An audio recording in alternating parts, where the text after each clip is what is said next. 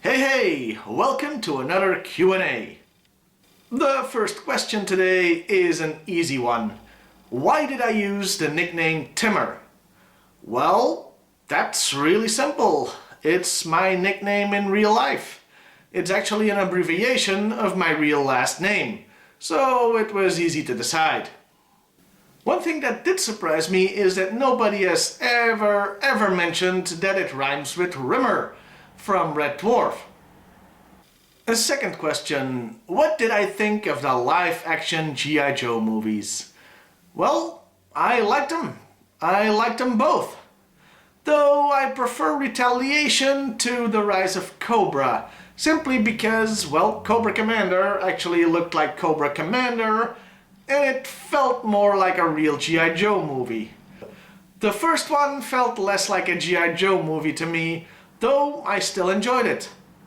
I would have preferred to have seen Scarlet and Destro in the second movie though. It's a real shame they got cut out. Of course, my opinion on the live-action movies shouldn't be taken that seriously, considering that, as I've mentioned before, I really have no taste in music. No good taste, no bad taste, just no taste at all. I enjoy most movies that I see. Hell, I really like the Resident Evil live-action movies, so that should tell you something about my taste. Huh. That's like the second week in a row Mila Jovovich has featured on my show. I think I might be getting obsessed. Another question I've gotten is, somebody would like to see an episode about the Fang 2. It's a great vehicle that did not come with a driver. Huh. It does show a bit of a gap in the subject matter of my reviews, doesn't it? I usually only talk about characters, and if they happen to be vehicle drivers, I'll also talk about the vehicle. That does leave out all those vehicles that didn't have drivers. You know what? I think I will devote a few episodes a year to those vehicles. For the final question of the day, did you enjoy any other Hasbro properties? Now, I'm not sure if they meant if I was a kid or right now, but as a kid, yeah, I had Transformers. I also had toy lines from other companies like He-Man and Mask, and I enjoyed them immensely, but none of them really held a candle to G.I. Joe. As of right now, yeah, most of my toy collection is still G.I. Joe, though I also have a bunch of Transformers. I can't tell you how many, but it's quite a few. And also the Marvel superhero line in 4-inch. It's really neat considering they can interact with G.I. Joe figures. I also have a bunch of Star Wars figures, though not that many.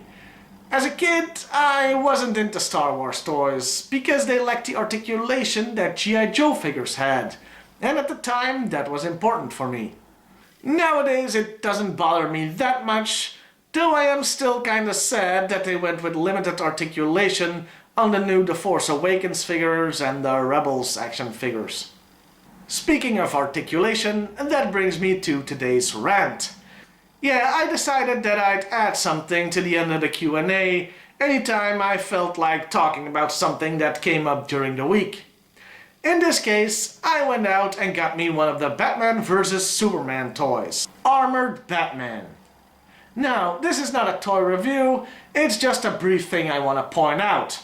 This video is going up before Batman vs Superman is out, by the way. So, what is the most iconic thing about Armored Batman from the trailer? You see him looking up at Superman and asking, "Do you bleed?" Now, problem. This guy can't look up. The most iconic moment from the trailer, and the toy can't reproduce it. The worst part of it is, this guy does actually have articulation in the neck. He just can't look up because the armor on his back is in the way.